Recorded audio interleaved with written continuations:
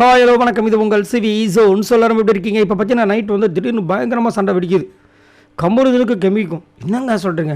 இன்னும் திடீர்னு ஒரு 2 நாளாக கெம்மி வந்துட்டு எல்லாரோட சண்டை போடுற மாதிரி இருக்குன்னா அங்கே தான் மேட்ரே இருக்குது.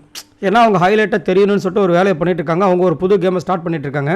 அதுக்கு கம்பெனி யூஸ் பண்ணுறாங்களான்ற விஷயங்கள் தெரியல. இப்போ அந்த நெய் மேட்ரு அப்படியே கொஞ்சம் கொஞ்சமாக வெடிச்சு இங்கே வந்து நிற்கிது. இப்போ வந்துட்டு செம்மையாக டென்ஷனாக உள்ள அங்கே வெளியில் உட்காந்துட்டு இருக்காங்க. இவர் போய் கத்துறாரு. கம்பெனி என்ன பண்ணாங்கன்னு தெரியல.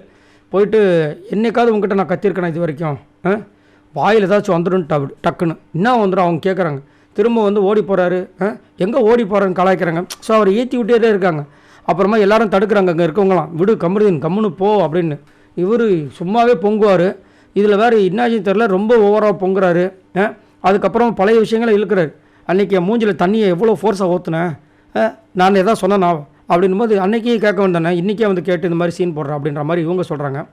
அதுக்கப்புறம் என்ன பண்ணுறாரு, அன்றைக்கி நீ வந்து சூப்பர் டீலக்ஸில் வந்து கழுத்தை பிடிச்சி நெரிச்சல அப்படின்னு சொல்கிறாரு. எல்லாமே அன்றைக்கே சொல்ல வந்தேன்னு சொல்லிட்டு அதாவது ட்ரிகர் பண்ணுற மாதிரியே ஒரு வேலையை வந்து பண்ணுறாங்க. கமருதீன் கத்துறாரு.